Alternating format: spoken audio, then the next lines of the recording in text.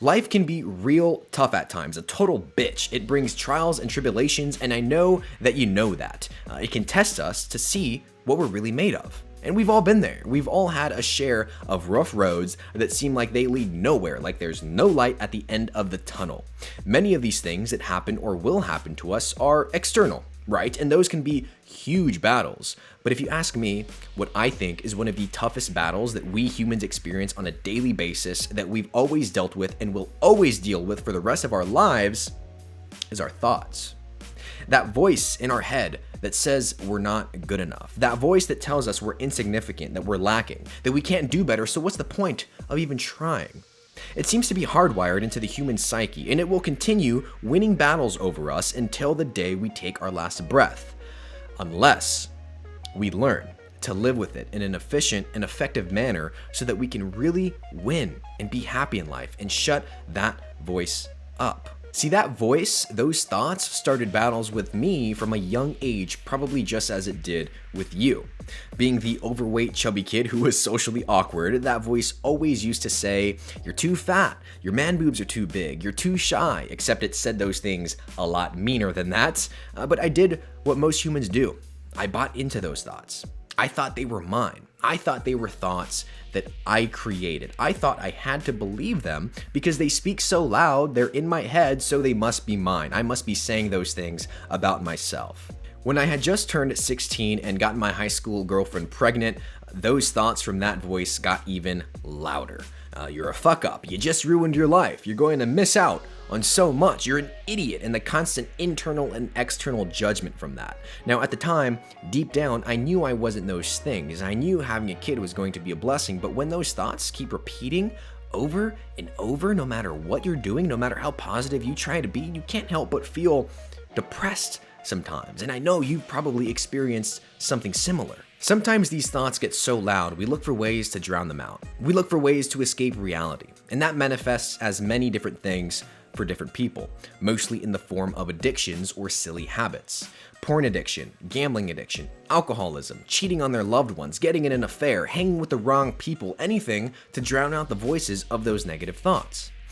See, for me, that manifested in a few different ways. Things I'm not proud of and things I'm sorry for till this day. Just for an example, drugs.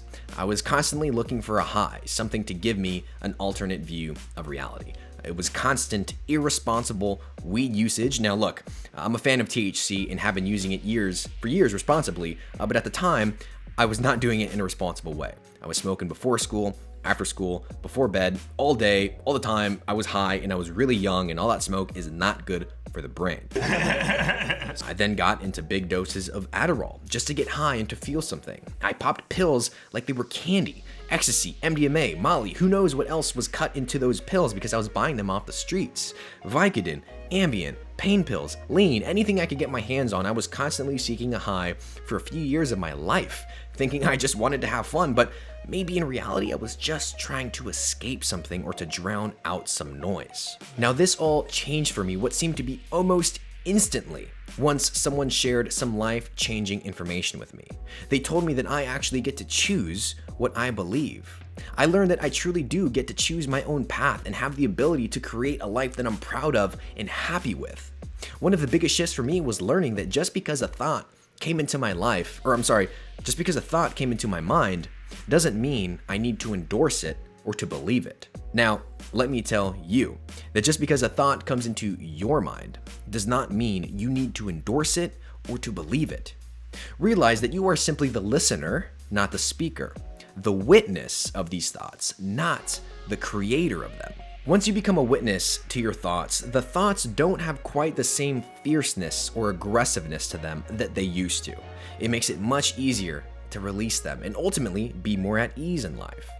Many of us have mean thoughts about ourselves, and while yes, being blunt with ourselves about our weak points can be productive, it's just many times that these thoughts that come into our minds are beyond constructive criticism and just plain not true about how or who we really are. When you stop identifying with it and look at it from a new angle, it really loses its power over you.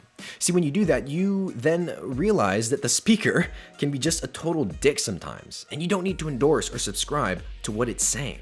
You can just let that go. Those thoughts are not yours.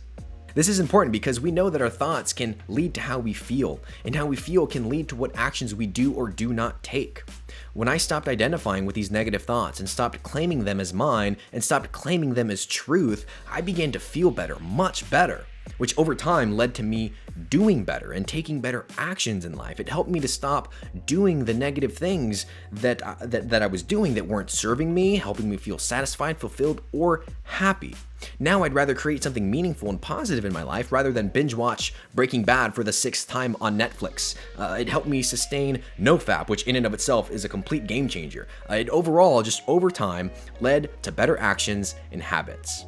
It changed my beliefs, which changed how I perceived the world, which changed how I acted and showed up in life. For as long as we identify with these stressful and negative thoughts, they hold power over us, they hold reign over us. We believe them, and they take us for a wild ride that's no fun. Really quick, let's talk about why they're there in the first place, because I really want you to understand how these thoughts are not yours and where they come from. See, these negative, stressful, mean thoughts are simply part of our humanness, part of the human condition, hardwired into our human psyche because they try to look out for any potential risks, keep us safe so we can continue to live and feed and reproduce, because that was our survival mechanism before the modern world. We had to watch out for tigers and poisonous berries and all these different things. That was and we didn't have claws, right? We couldn't jump very high. We couldn't run super fast. That was our defense mechanism. That voice and these thoughts are not designed to help us thrive, to succeed, to be fulfilled, or happy. They are simply meant to keep us safe and to just survive another day. Now, if you want to be someone who just gets by in life, goes through the motions, and not create any real sense of fulfillment or true happiness, then that's fine. All the power to you. You can turn this video off. But if you are the person who wants to succeed in whatever area you want, to thrive, to reach for your potential, have some beautiful fun in life, and experience growth, then this is important. See, these thoughts, they are not a reflection of who we really are. They are not a reflection of who you really are. And with this recognition comes a form of freedom. Freedom to choose what you want or don't want to believe. In a sense, it's a freedom to then literally create and shape your own reality, but it's not easy, especially in the beginning. Sometimes these thoughts, these voices, they speak so loud, they speak so persuasively that it's hard to filter them out. It's hard to not believe them and to not buy into what they're telling you. I mean, we're talking about seeing through what is our deepest, most pervasive, primal conditioning. It is going to be hard at first, but it can be done. The thoughts that cause us to feel separated, lacking, insignificant, not enough, in competition with life rather than enjoying and winning at the game of life are not your thoughts. You are just a witness to them. You see them come into your mind and go, okay, that's interesting, but I don't agree with that. I'm just gonna let that go. Or a thought comes into your mind and you could just say, that's not a real healthy way to view this situation. I don't have time for that. I'm just gonna have to let that go. Ryan Holiday describes this beautifully in his book, The Obstacle is the Way, saying that the Greeks had a word for this. Apatheia. It's the kind of calm equanimity that comes with the absence of irrational or extreme emotions. Not the loss of feeling altogether, just the loss of the harmful, unhelpful kind. Don't let the negativity in. Don't let those emotions even get started. Just say, no thank you, I'm gonna let that go. Now, how can we take this information home? I want this to be practical for you. Well, here are some great tips and good places to start. One of which is either mindfulness meditation or my personal favorite, mind wandering. Now, both work together. I started with mindfulness meditation a few years ago. It brings some stillness into our lives, which is nice with the busyness of the modern world. It allows us to just sit quietly with ourselves, to breathe, and is a great way to get some awareness of what thoughts are floating into your mind and passing through. Now, while doing this, you don't necessarily focus on any specific thought that you get. You just simply watch them without any interpretation, without any judgment. Just witness them.